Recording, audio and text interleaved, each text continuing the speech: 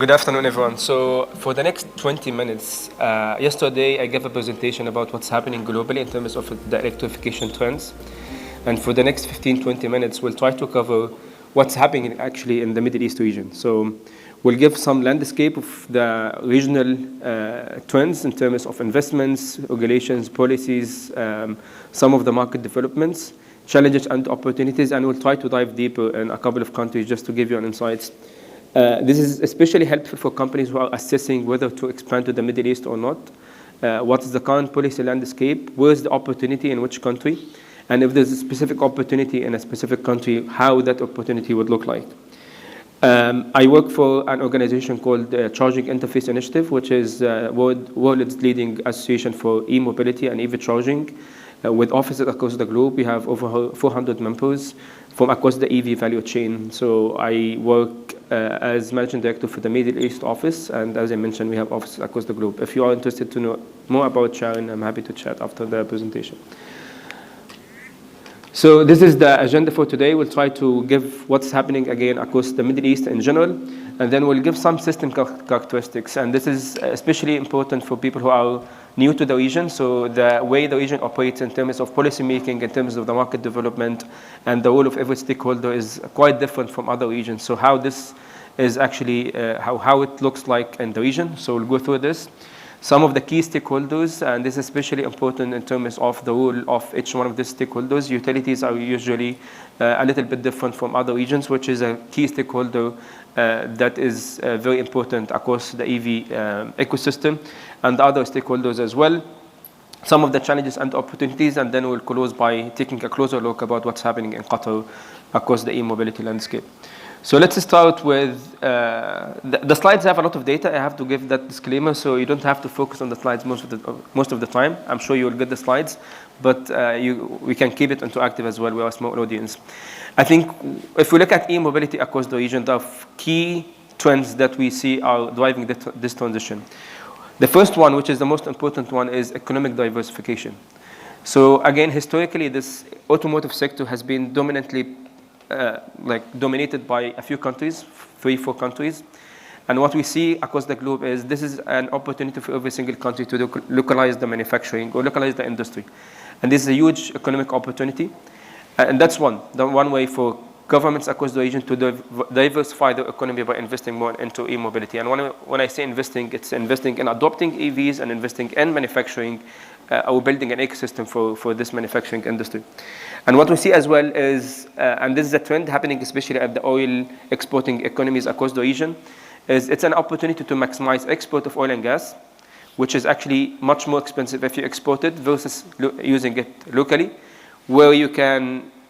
We are also lucky that the region has the best sunshine across the whole year, which gives you an opportunity to produce the cheapest renewable energy in the globe. So today, in the Middle East, especially in GCC, you can produce the cheapest solar energy, which is, in all of the cases, is actually cheaper than any other fossil fuel that you can produce today. So that gives you an opportunity while you're oil rich, you're also renewable energy rich. So you can produce this renewable energy at cheaper prices, use it locally, and maximize your export of oil and gas, which again, economy-wise, it makes a lot of sense. And this is what we are seeing across the region, and I think what we'll continue to see as well. Another point is, I think historically, people know that transport contributes around 16% of the global emissions. And we have an urgency, and I mentioned yesterday, if we continue with the same trajectory today, the emissions for the transport, the emissions budget for the transport sector will be fully consumed by 2035. And that's the emissions budget that we have to be able to reach with the 1.5 degrees Celsius according to the Paris Agreement. So that means we are 15 years, you will fully consume that budget, so whatever will emit from after 2035 will be an extra emissions that you cannot reverse. So that shows the urgency for every country to reduce the transport emissions, and that has to be a collaborative work between the different governments, because again, emissions have no borders, but that shows the urgency of this. And the other trend is, historically, the discussion has always been, okay, we want to reduce the emissions from every single sector, but the technology is not commercially feasible. more expensive. And what we are seeing, and that's something I presented yesterday, is we see that already the total cost of ownership for EVs in some cases in some countries are actually more financially feasible now than internal combustion engine vehicles. So that shows also that it makes financial sense, and that's another trend that's actually enabling this transition to happen. So this is the total size of this market as of 2023 and what is expected to reach in 2028. So today, and this is the estimated market including the whole ecosystem from the vehicle itself to the charging infrastructure to everything. So as of 2023, the total EV market in the Middle East region, and when we say Middle East, is GCC, Egypt, and the Levant countries. That's the definition of Middle East in this context. It was $2.7 billion in 2023.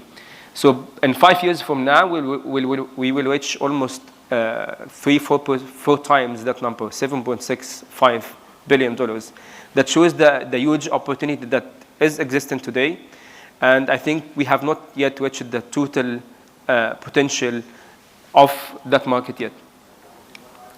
What we have seen as well is the share of EVs in the total fleet of different countries has been increasing over the time. It's not increasing with the potential or the expected potential that people know in the market, but it's already increasing. And this is, for example, here for the UAE. We have one issue about this region is data is not publicly disclosed, so we have to always estimate the numbers. So all of these are estimated, not official accurate numbers. But generally, if you see the slope, it's going up. And this is for battery electric and plug-in hybrid vehicles, the registered ones. And if you look here as well, this is the total. This is also for the UAE, the total AV sales and versus the non-electric vehicles. And the green ones are for the EVs, and the non-green ones are for non-electric vehicles. And there's one key trend that's happening across the region as well, which we see, and that's very important. All of the AV sales that are happening are not actually replacing ICE vehicles. So what we have seen, especially in the UAE and Saudi, this is just extra mileage, which is positive and negative. Positive that we are saying EV sales are growing, but the negative part is it's actually just extra mileage. So most of these owners, they buy EV as a second car or third car, which is not a very positive trend that we have. But I think with the time we'll start seeing this is replacing the ICE mileage. This is something that we have been discussing with the different fuel stations for a very long time. So what the potential risk on the fuel stations is you will have less ICE vehicles, which will mean less consumption of fuels. But what they have seen so far is the fuel consumption is actually still going. It's not really being impacted by EVs. So which presents a potential business opportunity for them, because fuel stations are the perfect location as of today to install charging infrastructure, because people know especially for DC chargers as well. So that presents another opportunity for fuel stations, which are mostly owned by government entities across the region, to also venture into this charging infrastructure market. Two markets that somehow people don't expect. So we see the highest number of EVs are actually happening in Jordan, which is a very unregulated market. So most of these vehicles are actually second-hand imported vehicles. And as a result of lack of regulations, you will find cars imported from different parts of the world with different plugs, which presents a very challenging issue when it comes to charging, and which charger, the cable, the plugs, etc., etc. So although I think Jordan as of today has over 55,000 EVs. When I say EVs, it's plug-in hybrid and battery electric, anything with the plug. 60 now, yeah. So this is, again, the highest number, the biggest fleet size, EV fleet size in the region. Although, do you know how many charging stations they have? Still the infrastructure is going, but they will have plenty of... Over 500, less? The infrastructure is still going, but now they have almost everywhere you have charging station, even if you travel from city to another. Yeah, and I think one very unique thing about Jordan, I haven't seen this in other countries in the region, is it's the only country that you'll find people lining up for the charger. And actually they limit the timing for the charging station as well. So this is not yet the case with other countries in the region, as far as I know. But this is shows that there's an opportunity for companies to actually venture into the charging business, where in some cases it's actually money generating machine So, to have a charging sorry point. Yep. for interrupting. I want to add something. Please. In Jordan now, in any new apartment, if you want to buy a new apartment, you will find a place in your parking area to charge your vehicle. So basically, people are using these vehicles for inside the city. So every day after he finished, the car will be on charging until next day in the morning. So I think full charge is enough for 1 week in Jordan now. Because I'm Jordanian, I saw this really. And now between the cities, there is certain places where you can drive and then you can stop for charging. You have fast charging and you have the normal slow charging. But in some places, it's not allowed to be exceeded, I think, 30 kilowatts because it's high consumption of electricity. Understood. Yep. I think this is another challenge which all countries in the region will have, which is the demand for electricity in specific locations and the management of the charging. The market, like the electricity sector, exceptionally in the region, which is different from other regions, is heavily regulated and it's all owned by the government. So all utilities across the region are government entities, which is a very tricky situation to be in because if you are the entity that's actually selling the electricity, enabling other private sector entities to sell the electricity is a very political issue that takes a lot of time to actually sort out, which presents a very challenging situation across the region. And maybe that's one of the highlights of the presentation is governments need to find a way to build a model that would make it attractive for investors to come in and build the infrastructure. Because no one country in the region or in the world will be able to put enough infrastructure to meet the demand of EVs with the time. So how can you build a model where investors can come in and find it attractive to put this investment? And another issue that you have in the region is normally electricity is not based on supply and demand. So the tariff is usually fixed based on the use case. You don't have the night a different tariff and in the morning it's another one. So this, again, in a lot of cases, that's how we actually build a very attractive investment model for infrastructure companies to come in. But given that you don't have this, that the margins you can actually make out of selling electricity, if you do sell them, are very small. So, and what we have seen in countries who are trying to be a CPU, a charging point operator, they make money out of trying to find an innovative business model where they're not making money out of the small margin of selling electricity, but of other incentives or other features like booking the station, smart routing to the stations, etc., etc. But again, there's a huge need for governments to step in and make sure that they build a regulatory model that will allow companies to come in and invest. This slide has so much information. I'll put it here, but I'll speak. You can read it now or later. But just a few highlights. So there are two schools in the region when it comes to the EV market in general. We see Saudi Arabia and Egypt somehow taking a similar path, which is this is an opportunity to build a manufacturing industry. So Saudi as a lead investor in Lucid, which you all know, and now another company, C, which is a local company to produce economic vehicle. Lucid is on the luxury side, C should be on the economic side, and that will build an ecosystem. And what we're seeing now, Saudi is not just focusing on building the vehicle or assembling the vehicle, it's building a whole manufacturing ecosystem. So recent investments in a company with Aramco and Ta'deen to start mining for the minerals that will be needed for producing the batteries. And 2 days ago, the Minister of Industry announced, okay, while we are trying to mine and find these minerals, we are also going to buy batteries to make sure that we supply enough batteries to produce these vehicles that we need to produce. Sear is announced to produce the first EV by end of 2025, which is in 2 years from now. And Lucid already started assembling some of these vehicles, and with the time, the manufacturing will start as well. So what this will create is a whole ecosystem. So when you build them, when you build a car, there's a whole industry that will be created under this. You have tier 1 suppliers and tier 2 suppliers will come to Saudi, and we started to see this already happening. And what this will create is a whole revolution in the whole region. So it's not just about Saudi, it's about the whole region as well. And because each country will have the capabilities and the skills to excel in one specific area across the value chain. And if this is done right and in a sustainable way, I think it will create another industrial hub for the MENA region, not just for EVs, for Saudi. And maybe one very successful case study that we should look at and try to learn from is Morocco.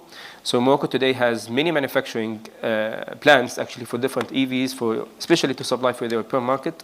And what Morocco succeeded to do is building the skills that are needed. So the Moroccan market is has a lot of talent that can actually, from the technician level to the advanced engineering level, that are capable to actually run these factories. And it's not just happening with Morocco for producing the vehicles, but also for producing batteries as well. So Saudi is doing that pathway.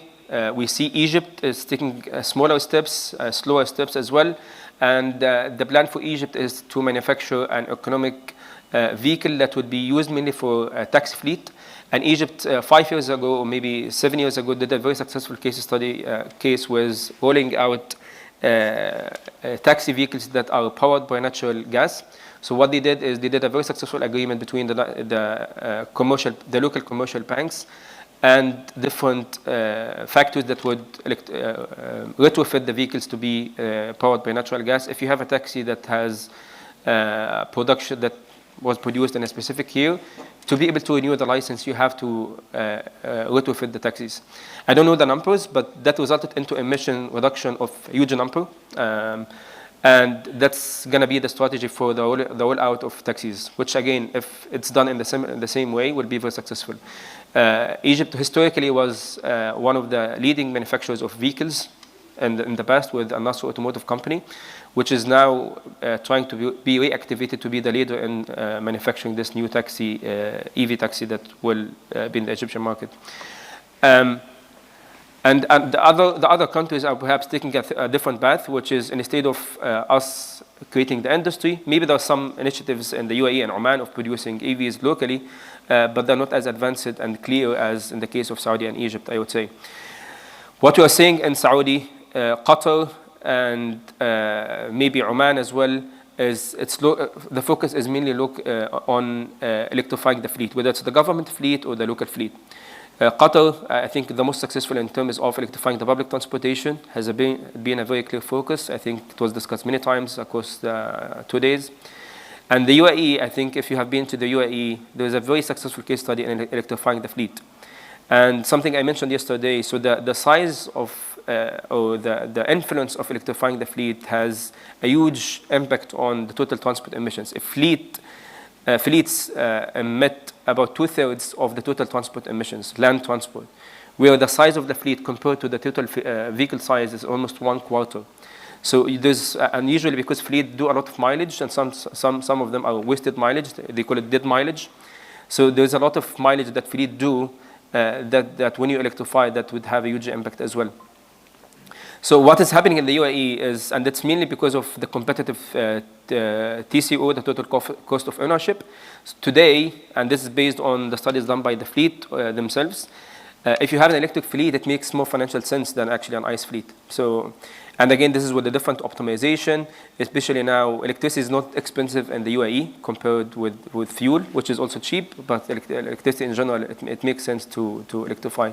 So all of the fleet companies, whether it's limousine companies, shared mobility companies, ride-hailing, Uber, Careem, etc., have a share of the fleet electric. Some of them actually announced that by 2035, the fleet will be fully electric.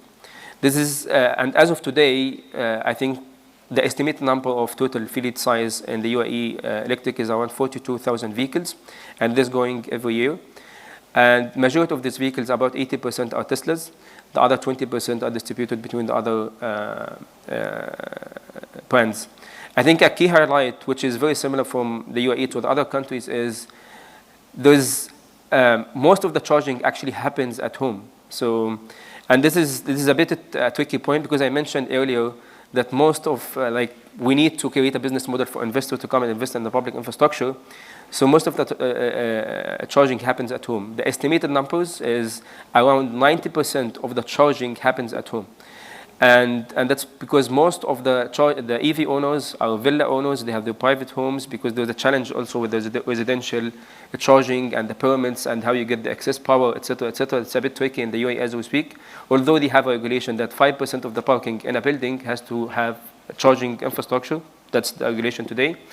but they have an issue with the excess power. So each building has an excess power. To get a permit or approval to install a charging station and use that excess power, it's a very lengthy process, very complicated. And then for the facility management to manage who's using that charger, how you charge people for doing it, it's another hassle that facility management companies are not designed to deal with. So that's a bit a tricky point. But for the homeowners, 90% of the charging happens at home, and the other 10% happens at public charging.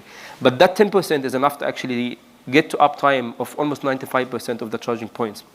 So that shows two things. That might say there's a low number of charging points in the UAE, which is not the case. Yeah, actually, the UAE has the highest percentage of chargers per EVs globally. I think it's number 3 or 4. But that shows you that even with that, people are actually using charging, public charging in a justifiable way to make it feasible for the investors to invest in.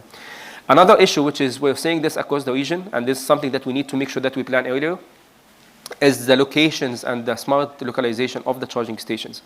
You will see, if you go to the apps, Plug Share or any of the apps, you will see there's one specific area or district that has so many charging stations, and another district that you would expect there will be a lot of charging stations, there's 1 or 2. And that due to different reasons, the permits might be difficult, the access power, the access to a good, etc., might be challenging in that specific area. But that creates inconvenience for the end user. You have to drive to specific locations, etc. And I think another point that we're starting to see, there is a potential business case, and maybe that's an invitation for people who are looking for opportunities, which is the aggregator business, that we call it the MSP, the mobility service provider business. Today, with the time, you have CPOs in the past, and this is across the region. Every country in the region, when they started rolling out the infrastructure, they said infrastructure is all for free. So if you go to use the charger, you just take the plug it in, and you don't have to pay for electricity. And with the time, we're seeing countries across the region enforcing tariffs, putting tariffs so you can charge people for using it. And once you do, you have to have an RFID card, you have to have the app, you have to use the app to charge. And once you do, you have different apps. You have different CPOs. Each one of them will have different app. And that creates another very painful point for the end user. You have to have multiple apps, multiple cards. And whenever you want to charge, you have to go to the online and check the different apps, which one is the closest charging station for you. That's very inconvenient. And what we're saying today is there's an opportunity for an ecosystem player that would come in, aggregate the charging stations in one player. And the governments in some countries in the region are trying to do this, but it's slow. And I think with the time, especially for fleet, they need to have that solution. I think another key trend that we are seeing as well is it's not just happening across passenger EVs. We're seeing there's also a good push for commercial EVs, especially in the UAE. Today, there are some of the players, DHL is downstairs as well, but some of the commercial EVs are actually going, commercial vehicles are going electric as well. In some markets, and I mentioned this yesterday in my presentation, the cost parity for a commercial vehicle versus an ICE vehicle, it does make sense in some markets. I don't know if it does make sense today financially in any of the countries in the Middle East, but in Europe, it does make sense for light-duty commercial vehicles. I doubt it makes sense. Yes? Yeah. Please go ahead. For each 100 kilometers, Yeah. you want to compare a normal EV vehicle, not luxury one or sports, the normal one, Comparing to start again. If you want to compare the consumption of normal electric vehicle, let's say with like 150 kilowatt engine, comparing to 2-liter ICE engine, as you call them, Yeah. For each 100 kilometers, you consume 22 riyals here in Qatar of petrol. Okay? Comparing 7 riyals for 100 kilometers, you pay as electricity bill. So that's like 3 times. But what's the capex? Have you done the whole TC like? Okay, we did this kind of feasibility study because we are in a project to have a brand here. So that was one of the things for marketing purpose. Of course, you want to prove to the customer that yes, if you want to buy an electric vehicle, there is a lot of things, benefits of that. So one of these benefits, if you compare it to 2.0-liter normal engine, it's like 3 times more you pay money for fuel. Yep. Please. Yeah.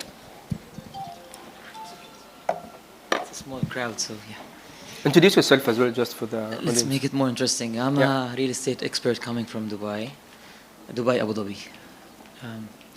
So yeah, more of a brainstorming to elaborate on this. I've visited like 4 countries in the last month: Oman, Jordan, UAE, and Egypt.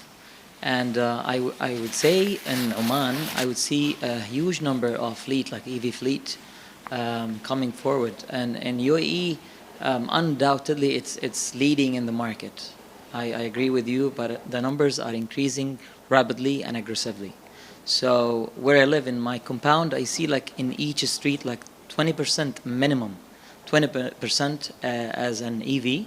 And I agree, it might be a second car because, you know, so like, because individual yet is not like 100% convinced using EVs, and it's not anymore, but maybe they have it as a standby or an additional car, which is an additional mileage, but it's not gonna be the case next year and going forward, because people now they have like 100% trust in EVs. Why? Because the government is engaging communities, they're engaging like PPP to accommodate more EVs and electrification into everything. One thing I want to add in UAE in specific, which is now 100% of public transportation, I would say taxis, in Abu Dhabi and Dubai is EV. So No, it's not EV. Like, we have to be very careful about it. electrical No. and gas. No, okay. No, When I say EV, it's either like gas slash. But it's not 100, just to be very clear. In Abu because, Dhabi and Dubai, it has been regulated. You will not find a taxi No, it's- which is not. when they announce, they say electrification Yeah, percentage. And I'd say like clean. But it's not fully clear. But because this is a very political point. when it's usually. gas, okay. Yeah, We have to define they clean. always then. announce electrification percentage, not fully electric. Electrification means when you have hybrid, not plug-in hybrid, normal hybrid, they can consider it it's 50% electric, right? But they all, announce that, Abu Dhabi, all taxis is gas, 100%. yeah, but the hybrid is not fully electric, not the plug-in hybrid. The normal hybrid is not fully electric. You go to the fuel station and you fuel. And when they announce this, let's say they consider it as 50% electric. So when they announce the percentage, they say electrification percentage. Electrification means you don't know how much is actually hybrid, how much is plug-in, how much is better electric. There is no gas. Yeah.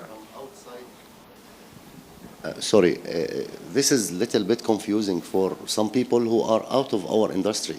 So people, they don't recognize what's the definition of plug-in, hybrid, or full electric. So Which is it's part like of the three strategy. words. So Yeah. again, governments in but the our region, focus they is always not are into very careful to electrification. control the numbers.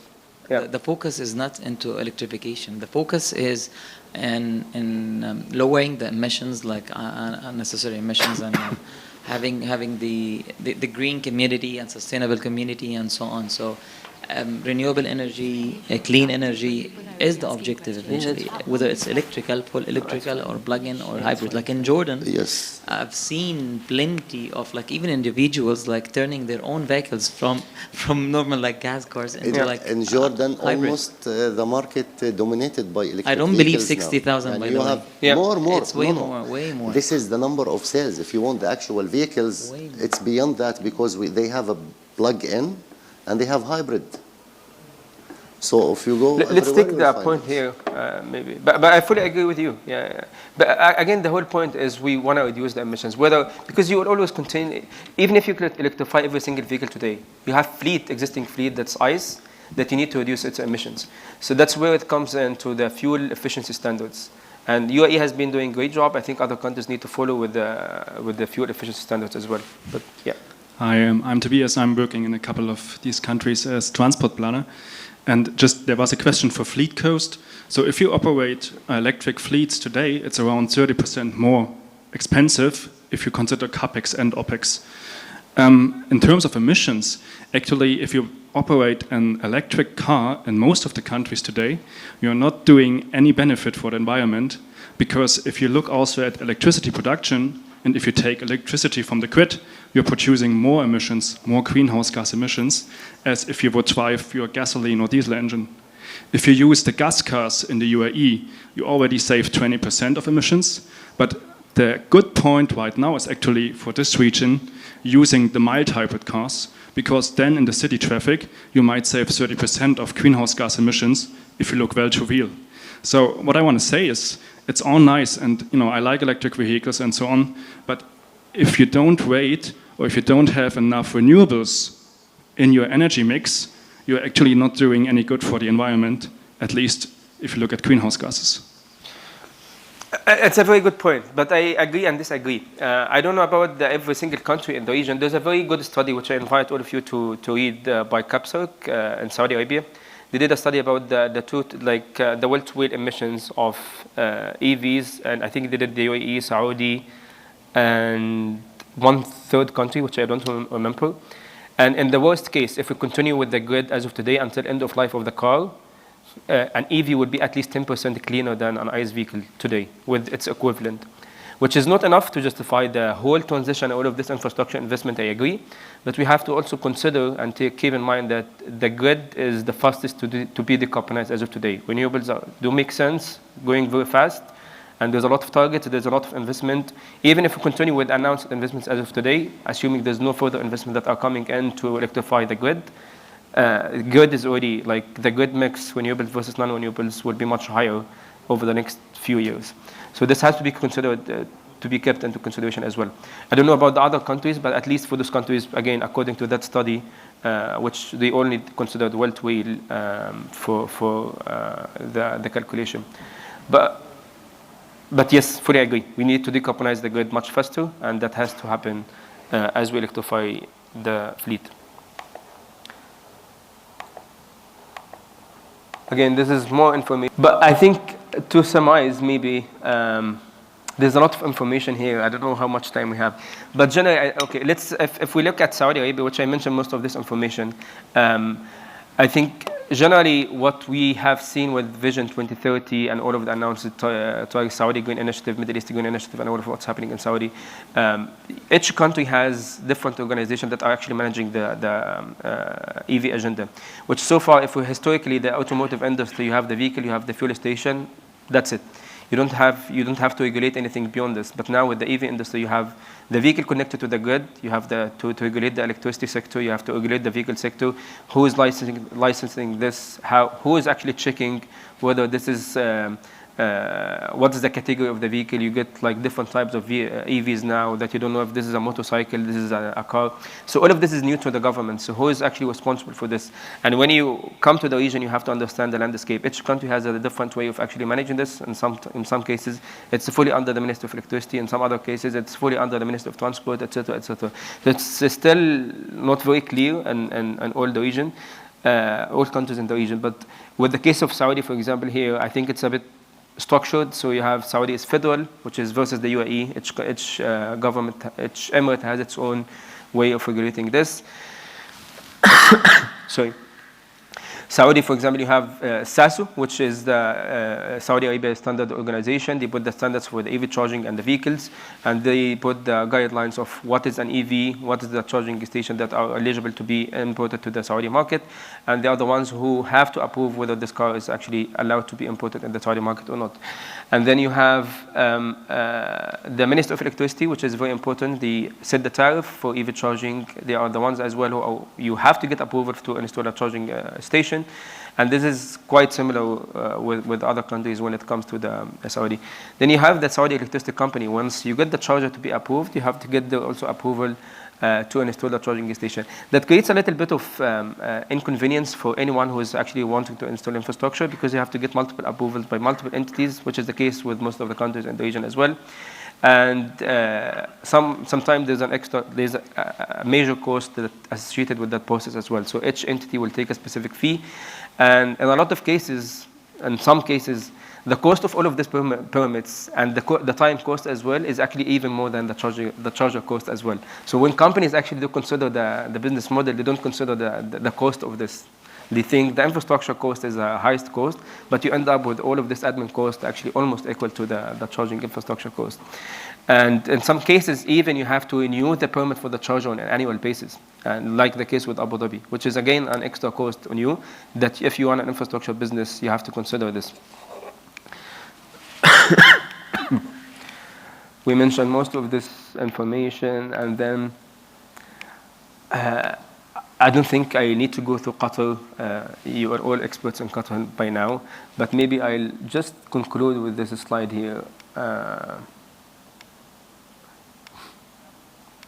You'll get all of these slides. There's so much data, but this is basically mapping of who are the key stakeholders as of today in every single country. So we look at whether it's government entities and who are the key government entities involved in doing work in that specific area, whether it's investors, developers, NGOs, industrial associations, infrastructure providers, whether it's CPO, MSPs, or even the charging manufacturer, the dealerships, fleet. And maybe dealership is a very important point here because it's a little bit different from other countries where you have the vehicle manufacturer itself as a company has a huge influence in actually selling the car, and accordingly they can train the people, etc., etc. And what we see as a huge gap here, which is I think one of the reasons why EVs are not going as fast as they should, is you have to convince the dealership that, and in a lot of cases they don't make high margin as they do in ICE vehicles. So the dealerships are not fully motivated to actually invest in training the people and the sales people. So I remember I went to one of the dealerships in Dubai and I was speaking to the salesman. I saw an EV on the side and I say, what about this car? He said, yes, this is an EV. It's if you want to buy a second car, you can consider this one, but honestly, I wouldn't recommend it. That's someone who's supposed to sell the car, but because they're not well trained, they don't fully understand what's an EV, etc. So they are not able to sell it. So I think to build an ecosystem, that's a major part that you need to train, the dealership model in general. And what comes after is the dealership need to start also the service centers, etc. And we see in other markets the shared service center. In a lot of cases, you don't have to have as one dealership, one service center for your car. That's a huge investment. Multiple brands could have one shared service center, which will help on the investment. This is for the other countries. And I conclude with some of the challenges and opportunities, which I mentioned most of them. But I think one key challenge that we find in the region is there's still lack of vision and the strategy. Yes, we announce targets, we invest in EVs, but you need a very clear strategy, and that gives confidence for the investors. If you don't have a specific target by that year in Qatar or in the UAE or any country, I'll have 100% of my fleet electric or whatever the percentage is. And then once you set up the target, you have a plan. And the roadmap or the plan has to have very clear incentives. Okay, how I'm going to achieve this? I'm going to provide incentives for the EV owners, whether it's a fleet or individuals, fiscal incentives, non-fiscal incentives. What are the incentives for people to do this? What are the incentives that they're going to provide to the OEMs and dealerships to introduce new models? Because without new models that are affordable, people will not buy EVs. So all of this has to be very clear in the strategy, which we still don't see in any country across the region. Maybe there are some like random initiatives and incentives, but not within a very clear strategy, which again is a very big issue when it comes to investors to give them the confidence that they need. The other thing that we see is, I think that was a question asked yesterday as well, is should infrastructure come first or EVs? And because governments, the way policy making works in the region, it's very top down. So if governments want something to happen, they will put the policy and then they have the authority and the influence to make it happen very quickly. And what we have seen in other markets, when governments starts and put the first infrastructure, the first stage of the infrastructure, and also governments have a huge fleet that they can electrify, which will create the demand for the infrastructure as well. Usually that sometimes gives a very strong kickoff for the market. And we have seen this in Dubai, very strong. And we could potentially see this in other markets as well.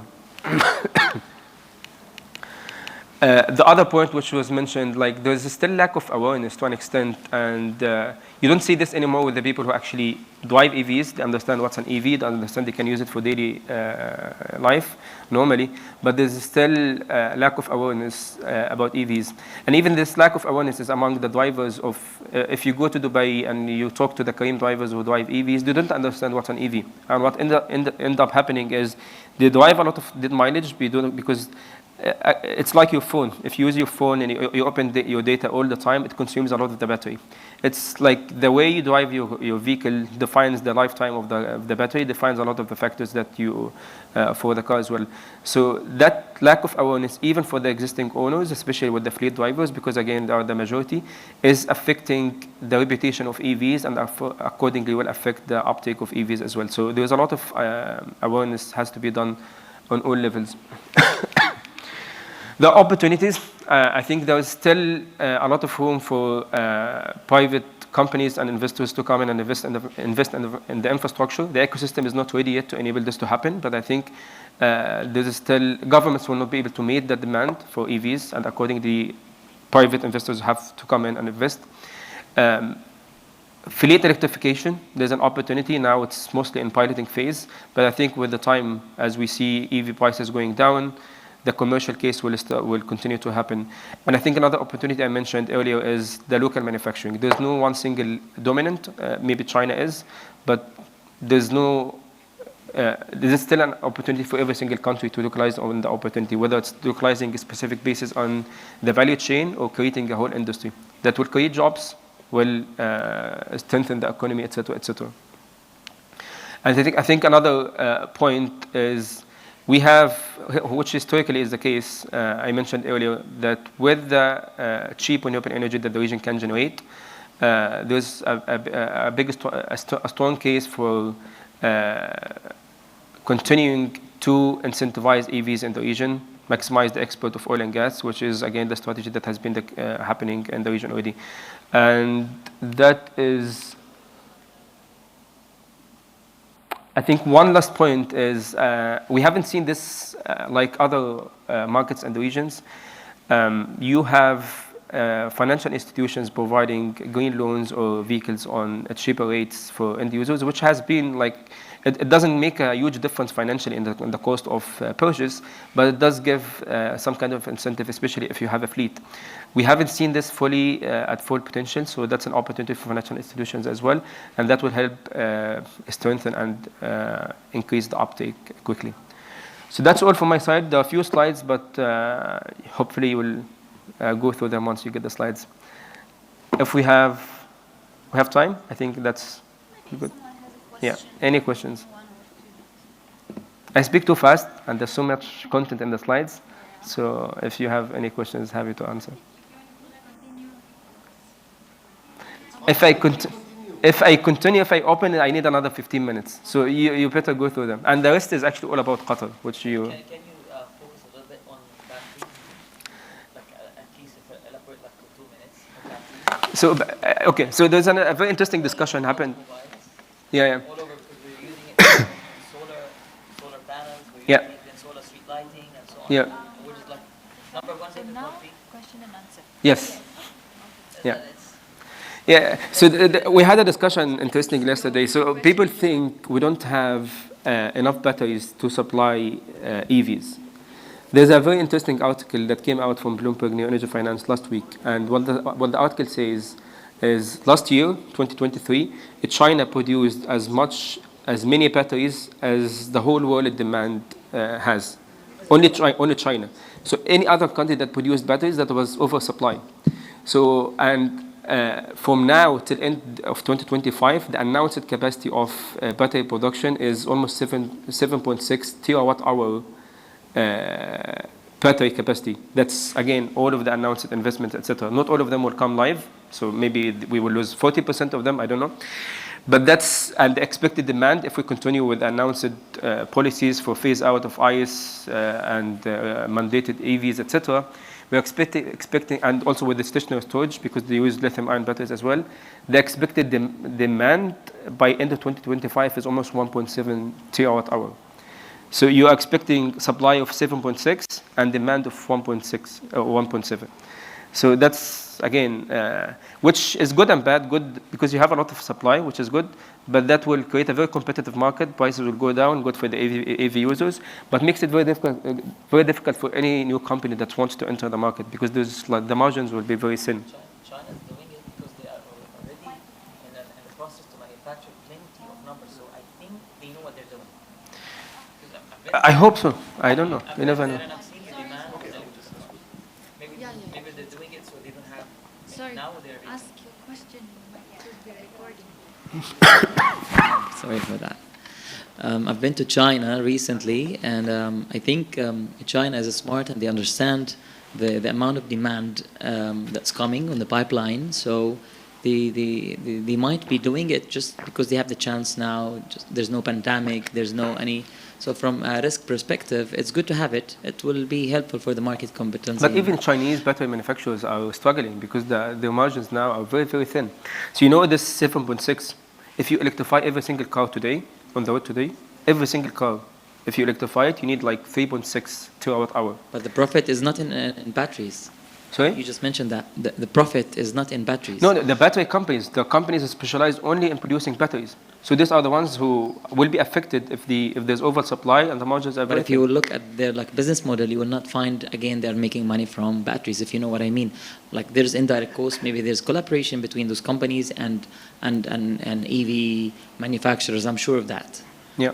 There's like a JV between the battery companies and same thing like the glass and the other items that have been used in cars, exactly the same idea. So Yeah. batteries, yeah, they might make a marginal profit, but eventually the real profit comes from maybe having a JV with certain Understood. companies and so on. And I'm not an expert in batteries, but I've read something recently about going back to sodium batteries. There's R&D in China, especially for countries like GCC, Yeah. where sodium batteries will be more reliable and can take more heat, because now, as you see, batteries have been used in enclosed Yeah. and confined spaces that needs there's no circulation and so it has to be, there's a lot of R&D on sodium batteries, not lithium Understood. batteries. To be honest, I'm not an expert in battery chemistry. I know the macro level, but if you go chemistry, I'm not an expert. We can take one last point. Yeah. Now for the batteries, what you mentioned now, they have the new batteries for the EVs, which is solid state battery. Yeah.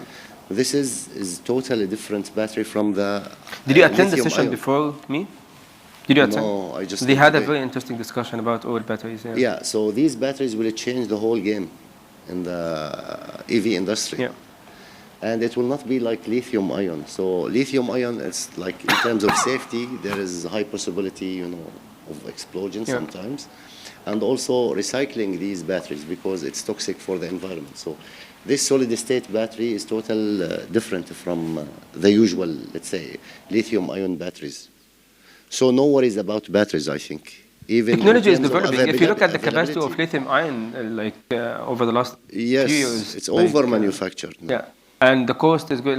The technology keeps developing. I don't think we have reached the maturity level battery technology. So No, we'll not see. yet, but they are going to transform Yeah. to solid state. It's already Yeah. under production now. Thank you so much. I think lunch is started, so we need to go eat. But thank you very much.